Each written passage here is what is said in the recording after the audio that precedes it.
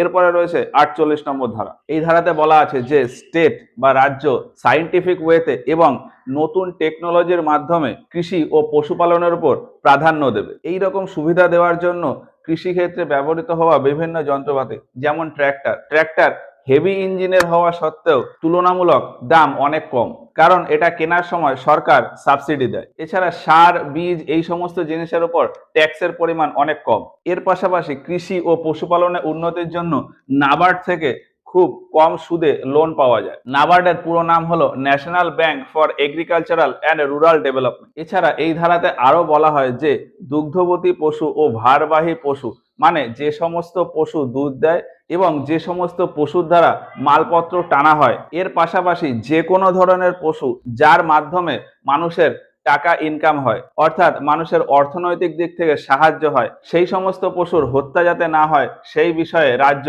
ব্যবস্থা নেবে। এরপর 48-এর এ নম্বর ধারা, কৃষি ও পশুপালনের উন্নতির পাশাপাশি বন ও বন্যপ্রাণী সংরক্ষণের কথা এই ধারাতে বলা আছে। এই ধারাতে বলা আছে যে রাজ্য বা স্টেট বন ও বন্যপ্রাণী রক্ষার কাজ করবে। যে সমস্ত গাছ থেকে আমরা আর্থিকভাবে সাহায্য পাই, মানে যেমন ধান গাছ থেকে ধান পাই, আম গাছ থেকে আম পাই, সেগুলো বিক্রি করে আমরা অর্থ পাই। তো সেই সমস্ত গাছ যেখানে প্রচুর পরিমাণে হয় সেটাকে বলা হয় কৃষি, এবং যে সমস্ত গাছ থেকে আমরা আর্থিক সাহায্য পাই না কিন্তু পরিবেশের ভারসাম্য রক্ষা করার জন্য ব্যবহার করা হয়, সেই সমস্ত গাছকে একসাথে বলা হয় বন। ঠিক একইভাবে যে সমস্ত পশুর কাছ থেকে আমরা আর্থিক সাহায্য পাই, মানে বিভিন্ন পশু থেকে প্রাপ্ত দ্রব্য বিক্রি করে আমরা আর্থিকভাবে সাহায্য পাই, সেই সমস্ত পশুকে একসাথে পালন করাকে বলা হয় পশুপালন। আর যে সমস্ত পশু আমাদেরকে আর্থিকভাবে সাহায্য করে না কিন্তু পরিবেশের ভারসাম্য রক্ষা করে, তাদেরকে একসাথে বলা হয় বন্যপ্রাণী। তো সেই বন ও বন্যপ্রাণী রক্ষা করার কথাই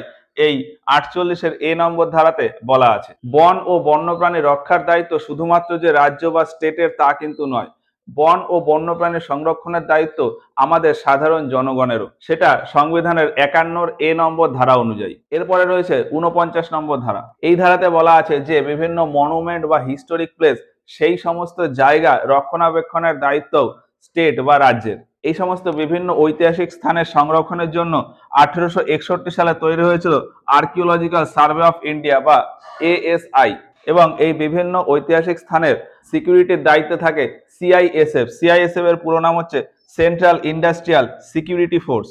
তাহলে ভারতবর্ষে যে বিভিন্ন হিস্টোরিক প্লেস বা যে বিভিন্ন মনুমেন্ট রয়েছে সেগুলো রক্ষণাবেক্ষণের দায়িত্বে থাকে বিভিন্ন স্টেট বা রাজ্য, কিন্তু এমন কিছু হিস্টোরিক প্লেস বা হেরিটেজ প্লেস রয়েছে যেগুলো রক্ষণাবেক্ষণের দায়িত্ব ডাইরেক্ট ইউনেস্কোতে চলে যায়। সুন্দরবন হলো ওয়ার্ল্ড হেরিটেজ সাইট, এটা রক্ষণাবেক্ষণের দায়িত্ব ডাইরেক্ট ইউনেস্কোর। ইউনেস্কোর পুরো নাম হলো United Nations Educational, Scientific and Cultural Organization. এরপর রয়েছে 50 নম্বর ধারা।